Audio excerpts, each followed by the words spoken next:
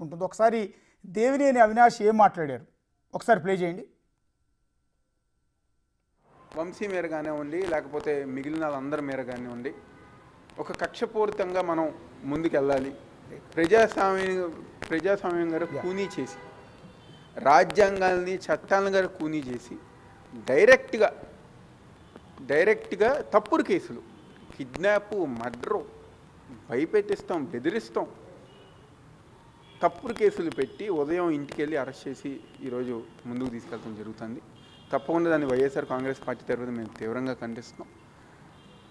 ఏదైతే ఇలాంటి వ్యవహారాలు, ఇలాంటి విషయాలు జరుగుతున్నప్పుడు ప్రతి ఒక్కరిగా గుర్తుపెట్టుకోవాల్సింది, రేపు మళ్ళీ ఈ రాష్ట్రంలో జగన్మోహన్ రెడ్డి గారు అధికారంలోకి వస్తే ఎవరైతే తప్పు చేశారో, ఎవరైతే ఇలాంటి తప్పుడు కేసులు పెట్టి మా నాయకుల్ని, మా కార్యకర్తలను ఇబ్బంది పెట్టారో వాళ్ళని తప్పకుండా చట్టపరంగా చట్టం ముందు నిలబెట్టే విధంగా వైఎస్ఆర్ కాంగ్రెస్ పార్టీ ఉంటుంది.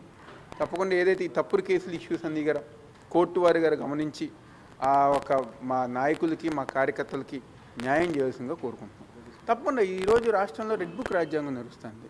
వైఎస్ఆర్ నాయకులు, వైఎస్ఆర్ కాంగ్రెస్ పార్టీ కార్యకర్తల మేర రెడ్ బుక్ రాజ్యాంగం అంటే ఎవరైతే పార్టీకి వ్యతిరేకంగా, ప్రభుత్వానికి వ్యతిరేకంగా, లేకపోతే వాళ్ళు ఎవరైతే కక్షపూరితంగా ఉన్నారో వాళ్ళ మీద ఎలాగైనా యాక్షన్ తీసుకోవాలని చెప్పిన ఒక ఉద్దేశంతో నడుస్తుంది. ఇది ఎంతో కాలంగా నరవదని గారు ఈ సందర్భంగా చెప్పారు. ఎస్సీ ఎస్టీ కేసు కూడా పెట్టారు ఈరోజు అదే చెప్తున్నాం కదా, భయపెట్టిస్తాం, ఎస్సీ ఎస్టీ మర్డరు అంటే అనేక కేసులు పెట్టారు. వీటన్నిటి మీద గారు జడ్జి వారు తగిన న్యాయం